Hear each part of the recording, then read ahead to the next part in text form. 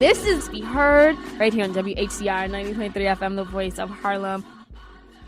Welcome to Be Heard Talk, where we talk race, politics, and culture, and we do that all from our very diverse and unapologetic perspectives. My name is Selena Hill. You can follow me at Miss Selena Hill. That is spelled with an MS, of course. You can also check me out at MissSelenaHill.com. Shout out to Jamil Cruz, who hooked me up with the bomb website. So check it out there.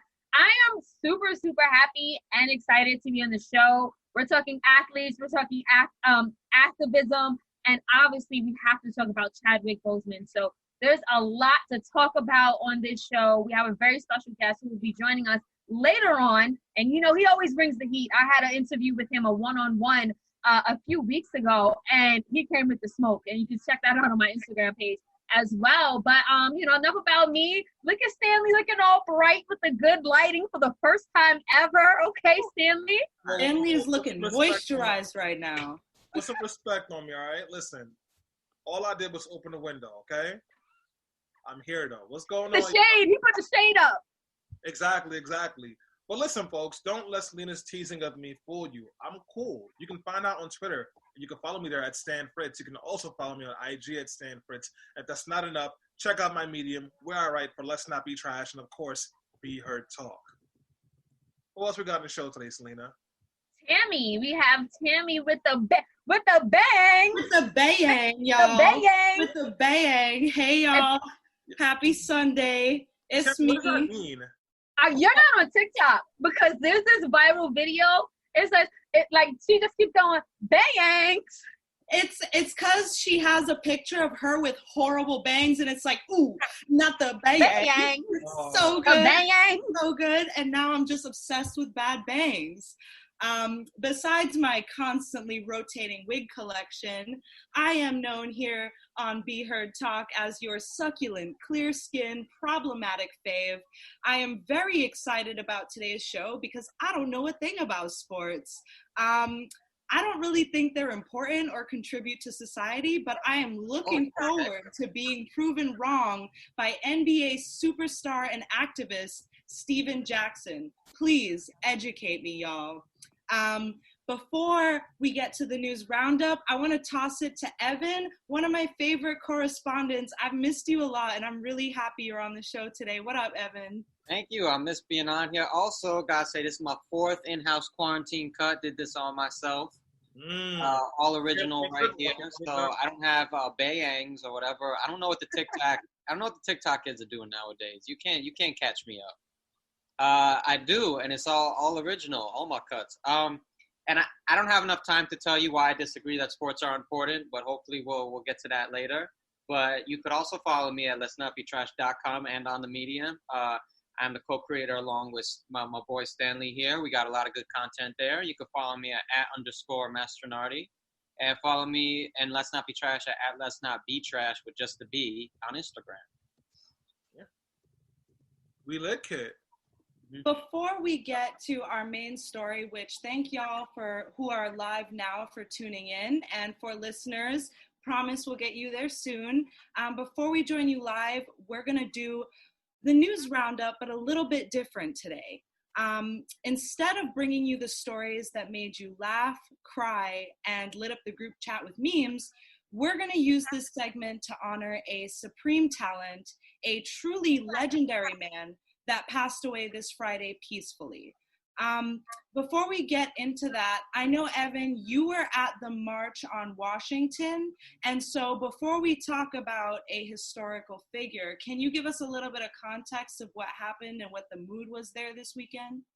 Yeah, so I was honored enough to take part in that with a few friends who have been on my show, Let's Not Be Trash, and who Stanley knows, including Jordan, our mutual friend. So first, the night before, right, there was what was promoted as a rave, but it was just a lit protest with like anger, with joy, with like DJ. They were playing everything from, I know someone said Soulja Boy in the comments. This isn't just Soulja Boy, by the way. This is Bronx Dominicano. There's a lot of other eyebrow slashes going on. But it was everything from Chance Rap, Soulja Boy, to System of a Down. Like, they was playing everything. And then The cops came on all sides of us with like 5 different vehicles to break it up. They had bicycles, they had motorized bicycles, they had helicopters. I mean, they had a lot for a bunch of people that was just unarmed and listening to Chance the Rapper. But they decided to break us all up at a certain point. We left. Luckily, we left for any trouble. But it was like a really amazing time in front of the White House lawn, protesting, singing, dancing, everything. And then Trump was putting fireworks in our face at the end of the RNC while we were protesting him, which was a really interesting juxtaposition to watch him celebrate while we were hating on him and talking about lives being lost because of police brutality and the pandemic, and seeing in the sky Trump 2020. Then after that, we went to the actual march. He made it as hard as possible for us to get there, many delays. When I finally got there, I was hearing Dr. King's son speak, which was an amazing experience. I heard Reverend Sharpton speak. I heard the family of George Floyd speak, Breonna Taylor speak. It was an incredible experience to be around so many people who are there for the same purpose from all over the country. And yeah, it's something I remember, despite all the obstacles they put in our way, which pale in comparison to the ones in 1963, which were real obstacles instead of just a blockade here and there. Phenomenal experience is something I'll always remember. And I really enjoyed seeing all the family members of those who have perished due to violence really get their say and say, we're not giving up. Thank you for the update, Evan. I know that theoretically, this might go down as a moment for the history books. Like, we're in the middle of a movement, and such a nationwide sort of coalescent effort is super important, especially to us here on Be Heard, because all of us are woke activists that are always trying to get out on the streets. So thank you for going when we couldn't make it. And shout out to Jamil Cruz who's watching, because he was there as well. Word. Thank you for going, Jamil. You're dope. So let's just launch right into this tribute. Obviously, the March on Washington is going to be something historic, but something else historic that we've been grappling with this weekend here at home is the loss of Chadwick Boseman, an actor, director, and honestly forever Black superhero who has died after a 4-year-long battle with colon cancer, through which he released some of our favorite and best-selling Marvel films, including Black Panther, an international record-breaking success, and several other films, according to his IG, from Marshall to Da 5 Bloods, August Wilson's Ma Rainey's, and several more. Quote, all were filmed during and between countless surgeries and chemotherapy. Just so y'all know how hard this man has been working through his illness, he even had a few up-and-coming projects, including a starring role in Yasuke, a film based on the very true story about the only African samurai in history. Before I go into how and why Chadwick Boseman has a monopoly on legendary role model figures like Yasuke and James Brown and a number of others, I want to share with y'all a little bit about his interesting career history. So Boseman studied at Howard as a director and a screenplay writer, was mentored by Felicia Rashad, aka Claire Huxtable, and sponsored by Denzel Washington to study acting at Oxford. Though he used to become a better writer, he fell in as a natural talent. And his shot to fame was the portrayal of legendary Black baseball player Jackie Robinson in 42. He's played other historical figures like Thurgood Marshall in Marshall and James Brown in Get On Up. But his catapult to international recognition was his role as King T'Challa in Black Panther. Now, this was a part of a few-year enterprise that led with its own movie. And not only did this shoot Chadwick Boseman to fame, it single-handedly gave our community a role model that will never, ever be forgotten. On the success of Black Panther, he told NBC Today that America was thirsting for this kind of representation, and that especially in the fight for equality, Black America needed a superhero now more than ever. But it wasn't just Black Americans who needed him. From Germany to Australia to China, he gave the whole diaspora something to celebrate. In a Twitter statement released on his account, it was noted that Black Panther was the honor of his career. Now, to tell you how hard our community is mourning, pictures of kids with their Avengers toys and Wakanda gear are popping up with makeshift memorials, and the announcement of his death is the most liked tweet of all time with over 7 million likes. So as we collectively mourn the loss of this Black icon, let's not forget that we need people like him more than ever, people who study and perfect their craft and always amplify Black voices and Black heroes. And lastly, while we mourn, we know his family is taking this even harder. So we here at Be Heard Talk are sending love, light, and well wishes to his wife and his family, who are understandably asking for space and privacy at this time. Stanley, how you doing, man? How you feeling about this? Like, I know this is a lot. Yeah, I mean, this is a gut punch. I was completely caught off guard. I found out Friday night, a couple of minutes after it was announced. I was traveling for some time off. I was in a great mood. I go to Twitter because, you know, that those are my streets. And the first thing I saw was an article from the AP saying that he died. I didn't believe it. And then saying that he had colon cancer, I had no idea. I don't think anybody, except for people in this inner circle, even knew that he had colon cancer. So it was rough, man. I mean, Black Panther, like it was for everybody else, was really big for me. He was an actor that I really liked. And I used to have a joke like, damn, every time you gotta do a historical Black person, it's Chadwick Boseman playing that guy. I watched The Five Bloods because he was in that movie. So, you know, just as somebody who like I really appreciated and enjoyed, it was just such a shock. And when somebody at that magnitude dies, it just always kind of a surprise. So it's been really interesting. But like I've been happy to also be able to celebrate the joy that we've gotten from all the things he's helped to create. Because it wasn't just Black Panther. Because remember, they introduced his character in Captain America Civil War. And I remember how excited I was in the movie theater when him and Okoye pulled up and Okoye told Black Widow, aka Scarlett Johansson, move or you will be moved.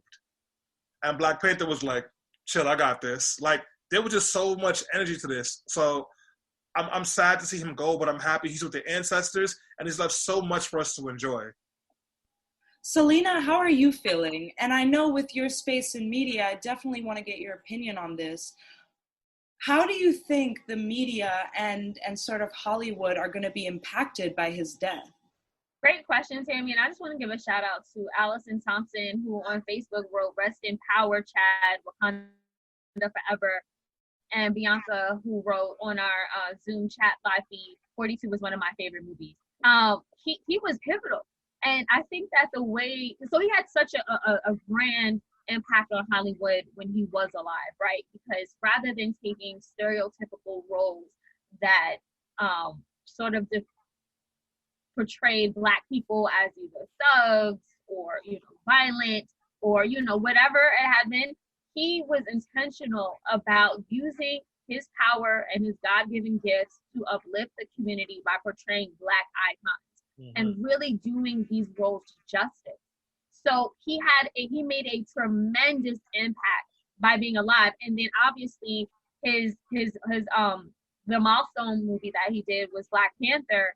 And that changed, you know, my perception of Hollywood as well, because it showed that Hollywood could actually invest in an all-Black cast with a Black-centric theme that is also Afro-centric and be successful and become the most successful Marvel movie, you know, one of the most successful Marvel movies ever made.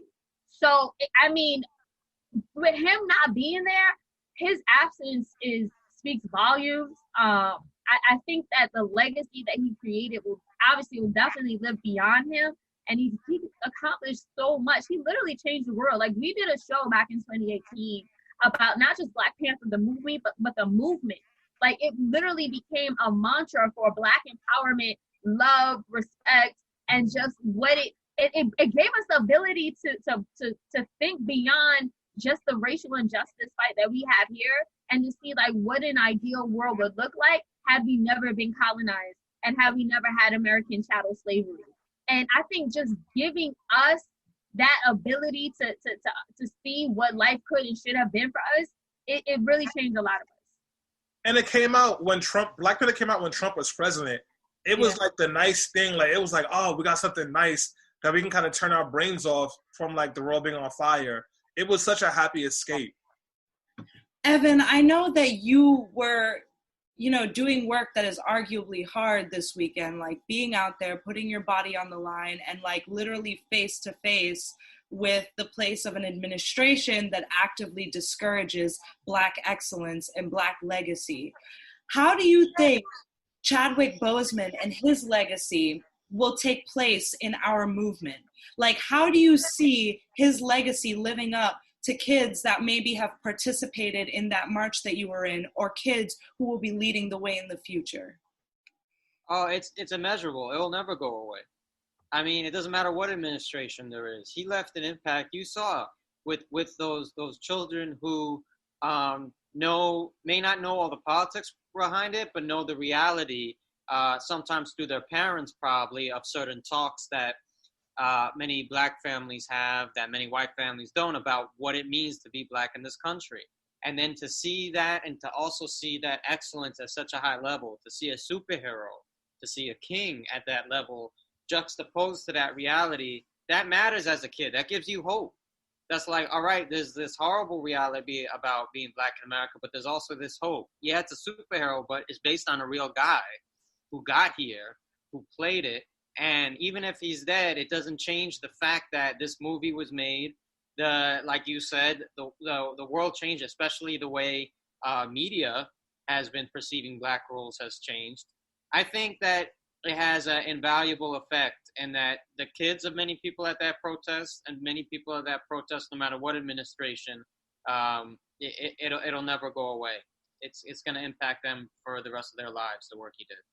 No, you're right, Evan. And immeasurable is really the perfect word, because y'all got to remember, this man is someone who is trained and versed and talented in a number of ways and skills in his industry. Black Panther broke records across the board. I mean, the representation alone, the number of significant Black figures in that movie, the use of Black workers, I mean, this was something that really gave us hope that there was place for Black representation in mainstream media, in a conglomerate as big as, Marvel and Disney, and was something that a lot of artists really respected about that. But beyond that, shout out to the people in the Zoom leaving comments, like Bianca and Kwanzaa. Y'all are right. He was intentional about his contribution to the culture. He was a figure that gave hope and always paid it forward. And so to me, as somebody who looks at, cinema and movies and things like this as pieces of fine art, we lost possibly one of the best talents of our time. I know Bianca, shout out to you for coming with the facts, mentioned that he did actually work at the Schomburg up in Harlem, specifically with other Black and brown youth on play directing and acting. And he also paid it forward by always shouting out fellow co-stars, especially ones that didn't have clout like he did, Black, dark-skinned women, and other actors and producers that didn't have clout. So this was someone whose literal job it was in life was to uplift people. And we have no doubt that what comes next will be basically his living legend has now been immortalized. He will now go down in history alongside the famous names that he has portrayed. Sure, Thurgood Marshall showed us what we could do with law. James Brown showed us what we could do in music. Jackie Robinson showed us what we could do in sports. And Chadwick Boseman showed us what we could do on the screen and in the fine arts. Do y'all have anything else to add? No, for sure. I just wanted to shout out Don L. left a comment on Facebook. He says he always looked forward to seeing Chadwick in the Express 42 Marshall Get It Up. He always brought history to life in most of his roles that he took. His story, his legacy. Another thing I want to bring up is the fact that, obviously he died from colon cancer. Colon cancer specifically has a disproportionate effect on Black people. Not only are we disproportionately more likely to contract it, but also to die from it. And I think that, you know, him filming filming all of these projects and putting his best foot forward while suffering in so much pain and probably felt like silence because he didn't reveal it to the public. That also speaks to his him just being a real life hero. And then number two, I think it sheds awareness on just like the health disparities that we've been talking about, especially since the onset of COVID. You know, Black people, when it comes to different health issues and problems, we are always getting the brunt of it. And I think this will help us to make sure that we're taking, you know, our screenings more seriously, our doctor's visits more seriously, and just paying more attention to our lifestyles. Obviously, we know that these disparities are also caused because of lack of access when it comes to, you know, medical experts and just having these things plentiful in our communities. We don't have those advantages. So, but it is something I think that a lot of us will take more seriously now that we know that this young, Black, successful man was killed, you know, died from colon cancer. So we have to take health. We have to take our health seriously. And so those... Yeah. I just wanted to say, you know, Bianca even put in the comments, Young, Black, and Gifted, and he gave a great speech and award show about what it means to be young, Black, and gifted and still be given the quote-unquote lesser role, the lesser opportunity, despite all of this, and to know you have these gifts in you, this excellence in you, and to still be given almost like a second-hand type role, type of opportunity. And then he ended it with saying, you can't say Black Panther without saying two, which was both very sad and very powerful. And I think what that really meant is Chadwick's like, I'm not here for tokenism. I'm not here just to be here. I'm here to excel. I'm here to show I'm as gifted as anyone else and to show any young Black child out there, you're as gifted as anyone else. It's not being there, of course, is important, but being there on the same plane as a white actor, as a white person, as saying I deserve the same opportunity because I got the same talent, because I can fulfill any role, is really important. Like, he wasn't here for tokenism. He was here to show that I and everyone else who looks up to me is just as good. And when you're young, Black, and gifted, you deserve to get, you know, some gifted opportunities too. And I think that was a really powerful speech he gave. And I just want to say also about Selena's point to colon cancer. A lot of people I didn't even notice were like making comments about how he looked the last time he went online. Yeah. You never know what someone's going through. We got to stop that. Like, we got to be a little more decent to people. I didn't know that even happened, but, you know, you never know what someone's going through. Just to clarify what Evan was saying, I think back in April he posted a video of himself, you know, encouraging people to vote, and he had a dramatic weight loss. Yes. And of course, people were like, you know, like speculating what was wrong with him. Some people thought maybe he was doing this for a role. I'm sure, you know, there were some conspiracies of, oh, is he doing drugs or whatever he is. And like you said, we definitely need to be kind because the internet is literally out of control. Like, you know, because we have this layer of protection, this screen, we think we could just say anything and everything to people. Like, if this was a coworker of yours or somebody in your family, would you put them on blast and say like, oh, you look horrible? Like, no, you wouldn't. You would treat them like a human being. Go ahead, Stanley. I said, if you're in a Caribbean family, they will. I get it. You know, it's funny because even in the movie The Five Bloods, where like he was a main character, but he wasn't in the movie a lot, he looked noticeably smaller. And I thought that he was just playing a role. But yeah, we got to stop that. But then also, so Chadwick, before he died, while in the 4 years that he had colon cancer, did Civil War, Infinity War, Endgame, Black Panther, Thurgood Marshall, and 2 other movies, and 21 Bridges. A lot of people are giving him props for doing all that work while he had cancer, and that is amazing. But like, everybody deals with these ailments differently, and let's not be ableist either. Like, let's remember that like he shouldn't have had to do that. That's capitalism. Yeah. Yeah. I don't know. I just know that like there are so many things from his death that we have lessons about and inspiration for. Like, his work ethic is one. Like, sure, I'm not gonna put down people who are like praising him for all he got done with an illness, because I still think, you know, he's rich. He did what he did. He could have bowed out and, you know, just stayed at home, not taken any roles, just coasted off his millions in the bank. But it really does speak volumes to people that he still went on to portray a fantastical superhero, like a legendary icon, basically, and did all that through struggling. We also learn so many other lessons, like to keep persevering in your arts, to make sure that you always, always, always go for the role that you think you can accomplish, even if you're a minority, and basically to keep it real and to keep your faith centered and to keep your family first and to empower and uplift your community. So thank you so much, Chadwick Boseman, and thank you to all our listeners who are honoring him in your own ways today and for the rest of the weekend. I know that I'm probably going to go and rewatch Black Panther sometime before the day ends. Yeah. And on that note, Selena, I'm going to pass it to you. Thank you for listening to the News Roundup, today's tribute to Chadwick Boseman. Please hit us up on @BeHeardTalk if you have any ideas for upcoming stories that you want to hear discussed next week. Thank you. Yeah, no, thank you so much for that, Tammy. And again, thank you for all those who are going off in the comments. We appreciate the engagement. But yeah, so we did want to just talk more about what's going on when it comes to sports and obviously the fight for social justice and racial justice.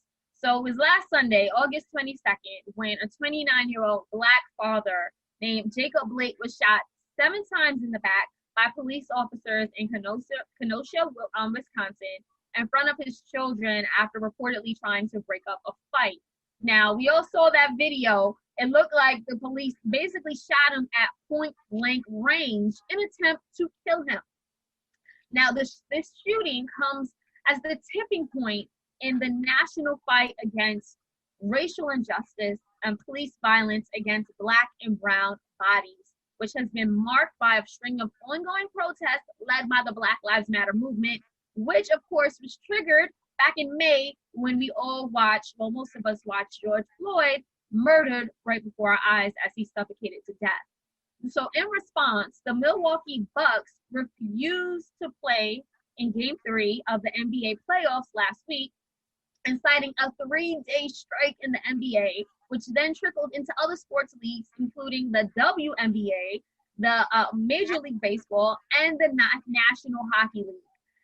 Athletes are basically saying enough is enough.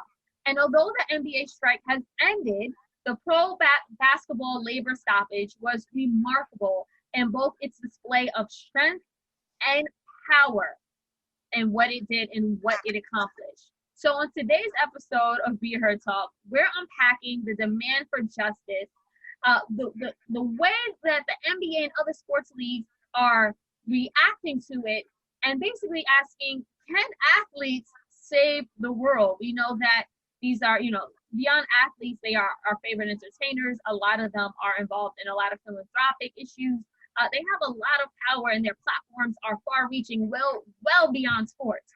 Yeah. So by them speaking up in this arena, it definitely goes a long way. So I actually want to start this conversation by just getting some reaction to what you thought about the shooting of Jacob Blake and the reaction in sports. I'll start with you, Stanley. Yeah, sure. So,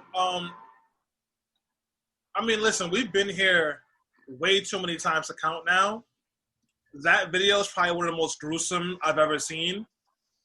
And just like, it was really rough watching that and then having to once again go through the same old song and dance where people are saying that he was resisting or he had a knife or he had a warrant and there's no accountability for the cops. And then all of a sudden to like be going through that and kind of like dealing with the usual emotions you deal with when the police shoot an unarmed person because they do it a lot and that person's usually Black, to all of a sudden hearing that NBA players were talking about going on strike. I didn't believe it at first. And then all of a sudden, the Milwaukee Buck players, the players, not the owners, were like, we're not playing. The Wisconsin legislation needs to come back to session and deal with this. And then the Lakers did it too. And then all of a sudden, all the NBA teams. But the thing that probably blew me away was the Seattle Mariners of the Major League Baseball.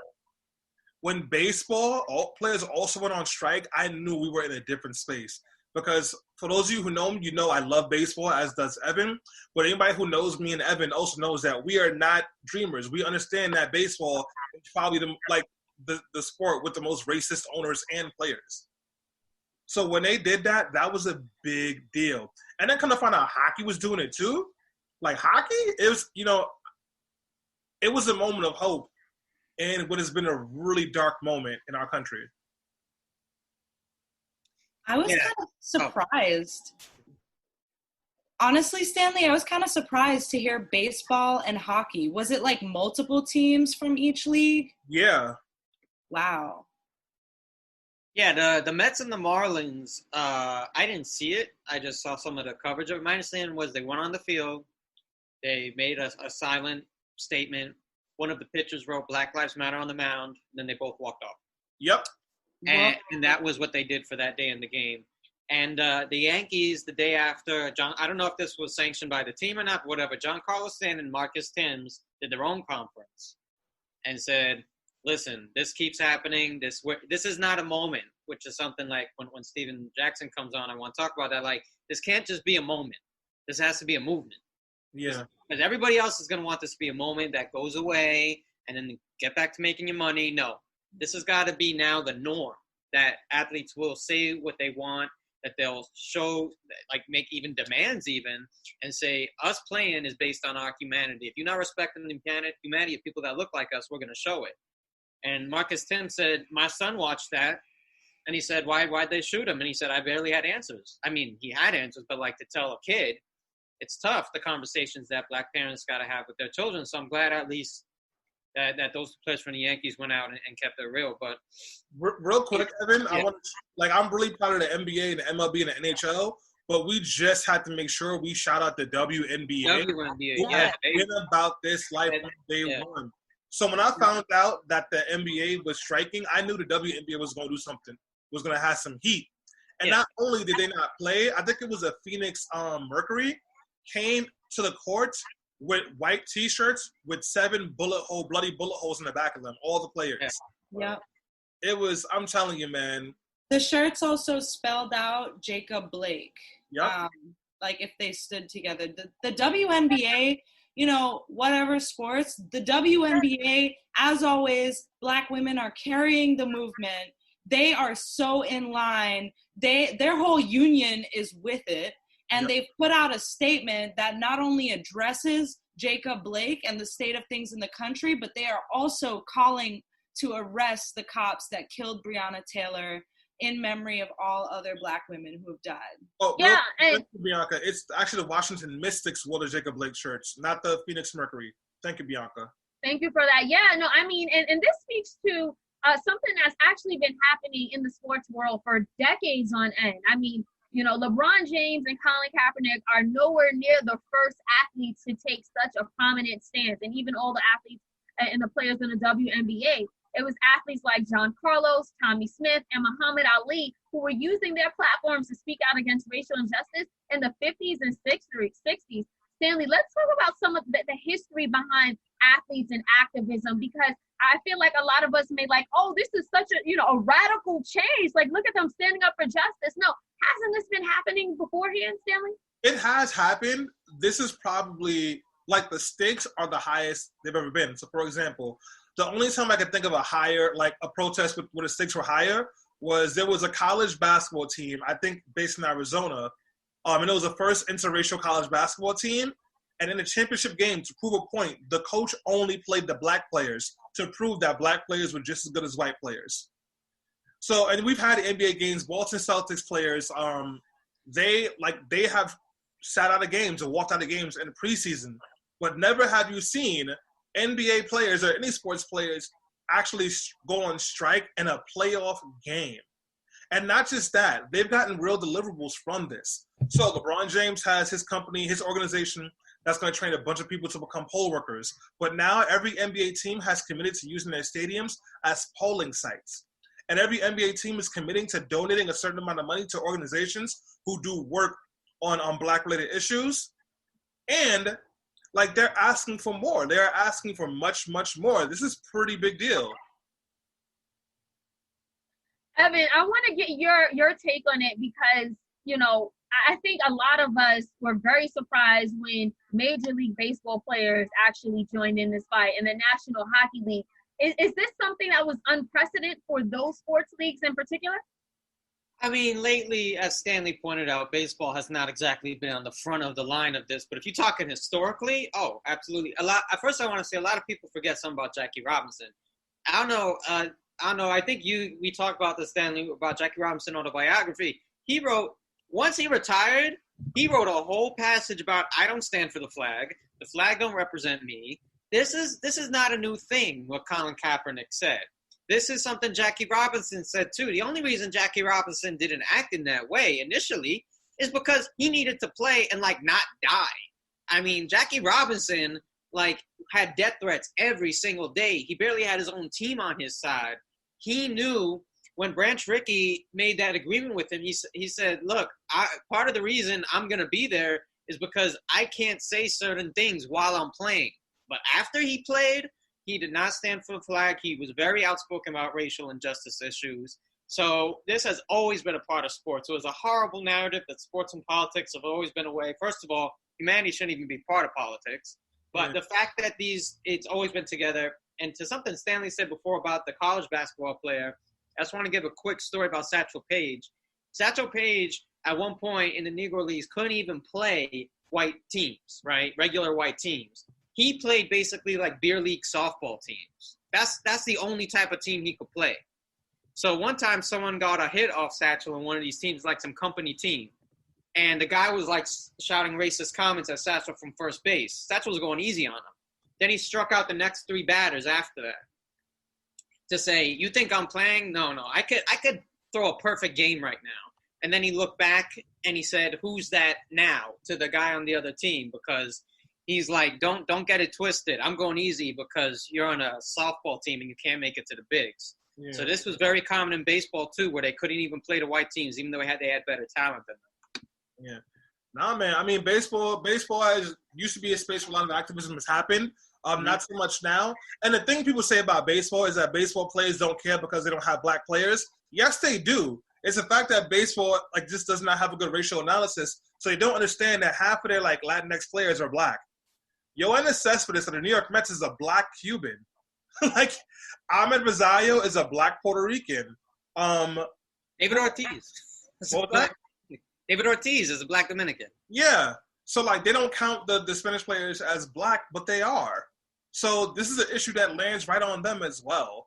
But the MLB tends to be very conservative, very Christian. One of my favorite players, well, maybe not so much now anymore, Brandon Nimmo, is a Trump supporter. Oh. Yeah, it's just that's just how baseball has been. But basketball has really led the way. Go ahead, Sven, sorry. Yeah, thank you so much for that history lesson. I do think that, seeing the athletes refuse to play a game, just to take it back to the NBA in the current season, definitely spoke volumes. I know that, there's been players in the past who either wanted to speak up or wanted to protest back in the 90s when the Rodney King beating was acquitted. But never to this degree have we seen this. But I feel like as much momentum as much momentum as it started, it kind of feel like it ended pretty quickly. It was a 3-day strike. They have already resumed. Did they end the strike too soon, Stanley? And it was only, and as Bianca points out, it was only a couple of games. Should they have boycotted the rest of the season? Would that have made a bigger impact? I think I agree with President Obama that they need to leverage a boycott. I don't think that they were ready to do that. I think that they felt frustrated and wanted to do something.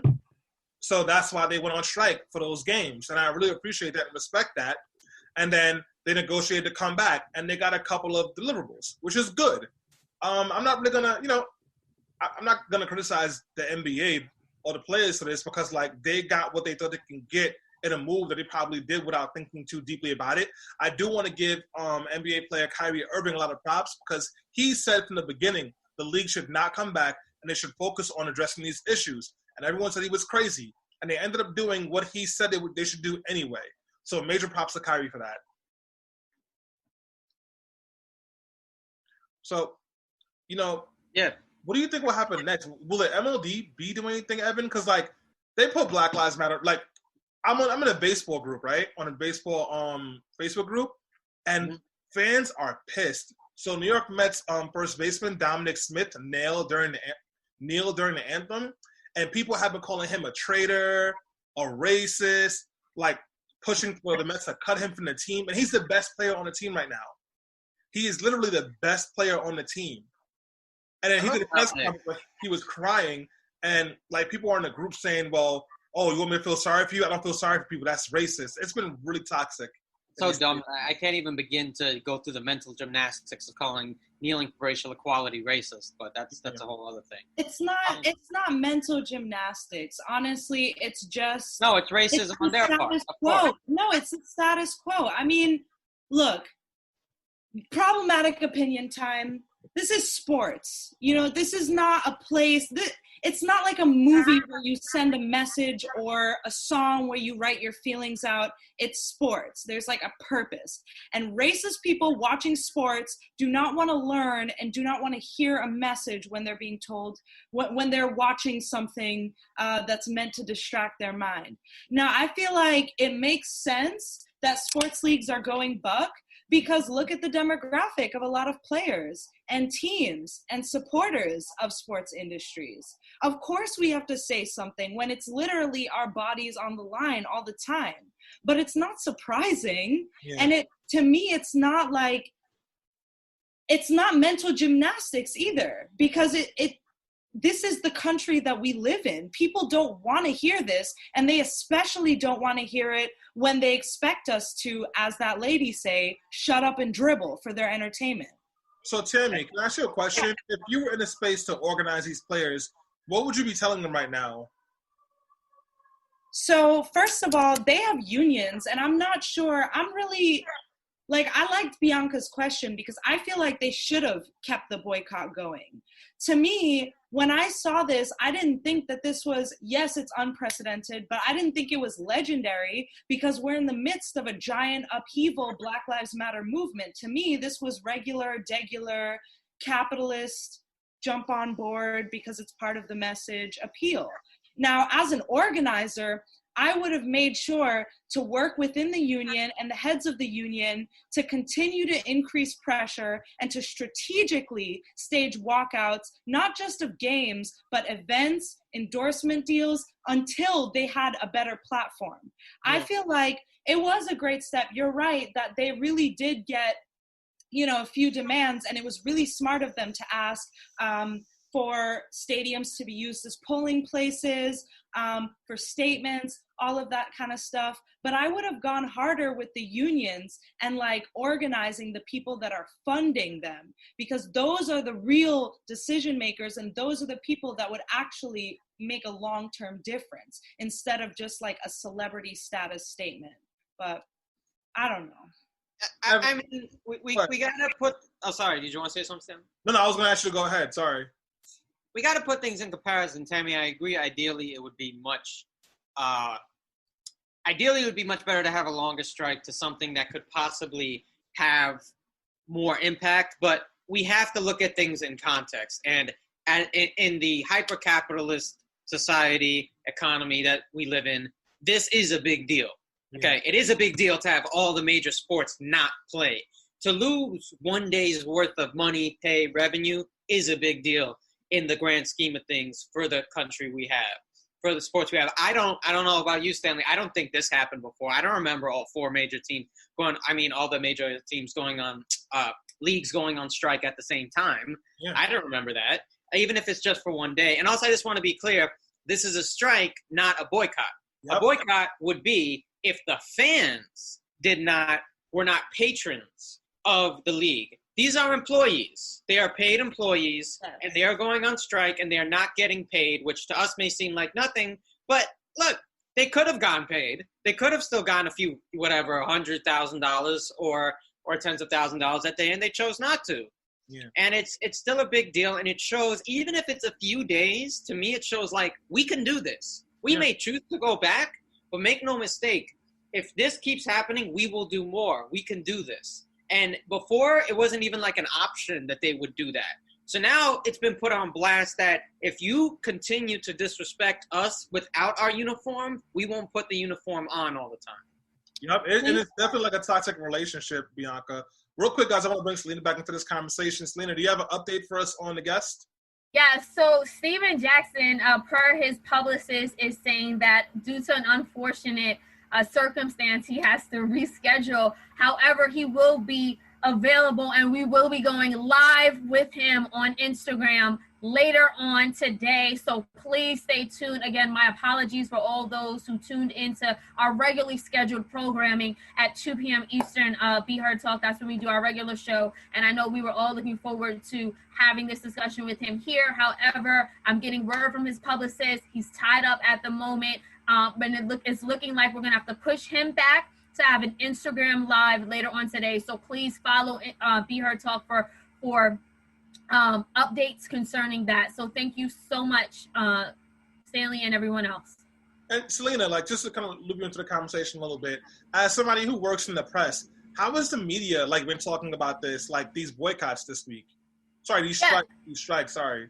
Yeah, well, I mean, great point, Stanley. Everyone's calling it a boycott. I mean, this is not a boycott is when, from my understanding, and please correct me if I'm wrong, is when consumers hold back their dollars. Yes. Like we saw the Montgomery boycott, which was effective in desegregating the buses in Montgomery during the civil rights movement. And of course, that was led by Rosa Parks and Martin Luther King and the entire civil rights leaders at that time. This is a strike where you have a labor force who are saying, we will not play because of this racial injustice. We're taking a stand. However, to me, even though it was, effective and very powerful and impactful for 3 days, capitalism has ruled again, right? Because they went back to work, because you know what? Money makes this world go round. We are in a system where if you don't work, you don't eat. And the fact of the matter is, even though we are working and contributing our labor to make the richest 1% and 2% of people wealthier, it still has a trickle-down effect on us. So, they did the most that they can in a capitalistic system. If we all decided, if a couple folks decided they weren't going to work, they are going to suffer the immense consequences. If we all collectively decided not to work, then we can make some real change. Well, Selena, it sounds like what you're saying, and maybe you're not saying this, and just like the lefty in me is pushing you towards this, is that we should take advantage of worker strikes to get more clear victories. Is that what you're saying? Yeah, and I mean, like, athletes, like maybe we should go on a worker strike until we can get some very clear deliverables on making Black and brown people safer and stopping state-sanctioned violence. Would you support that? I would, but to me, theoretically, that sounds great. But Stanley, you're a community organizer. You do this for a living. How sustainable and realistic would it be for us to all go on a worker strike to stop racial injustice? I'm going to ask the one who's organizing on the ground right now, Sammy David. What do you think? An interesting thing about the labor movement in the U.S. is that capitalism here is so strategic. They've made it so that we rely on our jobs and our employers for basic civil and human rights like healthcare. So that's why fundamentally it's hard to do labor strikes and sustain them. And that's why even people like teachers and sanitation workers and essential workers during the pandemic have found it incredibly difficult to demand things that they need for working and living conditions. I will say that on something like the NBA, even though we think that they're celebrities and that they have a lot of leverage, their physical bodies and their presence and their image is built into their contract. So it is really, really, really hard to build a strike like that without having everybody on board and the resources beforehand to deal with the consequences that could come from a working strike. These people could be put into debt for the rest of their lives. I'm talking like property repossession, no insurance, maybe even like assets, all of that other stuff is tied into their very being. So while you can say if everybody walks out, it'll be powerful and more likely, that's not necessarily true, because capitalism banks on cheap labor being available all the time, and people are reliant on it with, you know, chronic conditions and the need for dental insurance, et cetera, et cetera. So it's actually really hard to sustain this, and that's why it's even more impressive that it lasted as long as it did, especially on like a national scale. Yeah, like just look at New York City, where folks weren't even trying to strike Mayor de Blasio. His own staffers just didn't like the way that he was moving with the police, but they were afraid to call it out because they might lose their jobs. So much so that a couple of months ago, there was an open letter from a bunch of his former staff people where they criticized him. And then there was an activist on Twitter who started outing staff members who didn't sign the letter that currently work for de Blasio. And I know a couple of de Blasio folks, and like it was really scary for them, because it's not that they didn't agree that de Blasio was doing things poorly. It's that they need their jobs to live, and they couldn't take that risk. Yeah. Strikes are possible, but it takes a deep level of organizing and preparedness that I don't think like folks have understood just yet. Evan, how would you feel about a national strike? It's a cycle, right? Like we've been discussing. So you would go on strike for the basic needs, but your job is providing you those basic needs. So while you're striking, you're missing out on the basic needs you're striking to have better versions of. Yeah. So it's like you're going to be without what you want in the process of the strike. So it's like we can't expect certain people to always go on strike, to always boycott. I even, you know, Stan and I have read VSB since we were babies. I don't know. We always read VSB. Yeah. But even Damon Young was even saying, look, if the best deal is on Amazon, if the best deal is in H&M, you cannot fault broke families for sometimes, hey, contributing in a capitalist world to capitalism for them to save money. It's exhausting. He said sometimes we can't fault people because sometimes it is exhausting to boycott, especially if you're in a marginalized community. And I agree with him. And also, let's not forget that, look, there are some superstars in the NBA that certainly this won't affect them. There's some people trying to make a team. There's some baseball players trying to make a team. And I know people in sports who were at high levels and then they got injured. I know people in sports who only played a few days. They're not all rich. We may think everybody in sports is set for life. They're not. They certainly maybe are in a better position than some of us. But a permanent strike can really affect some people and their entire career. This matters. So we can't expect that. Also, it's about leverage. They're doing a few games. Like I said, to show we can do a few games. The more that they're listened to or not listened to, that may expand or contract. If they said we're not playing from the start, people may not believe them or they wouldn't have the same leverage. They're doing it strategically in a capitalist system that is based on bargaining. Yeah, so like I want to kind of like start to close this conversation up a bit, and I want to like give folks a chance to have their closing statements. I'd like to wrap in a question that Bianca asked in the chat for folks. So what Bianca asked is, you know, are athletes inherently responsible to adjust social movements? So as you're giving your closing statements, try to consider like the answer for that if you have one. I want to start with Tammy. Tammy, the floor is yours. So I don't think that athletes are responsible for saving the world. And I don't think actually that, you know, sports is going to play a pivotal role in saving the world. What I do think, though, is that these people have a platform, and by using this platform, they can amplify the mass movement that is already building on the ground. There are people like Tamika Mallory in Minneapolis and beyond that are out there organizing communities constantly.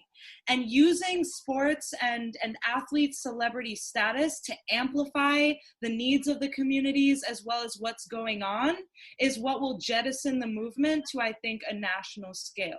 So I don't think that they should be held accountable, but I do think, and I'm gonna quote Steven Jackson on this and his rap song, is this a court or a cotton field?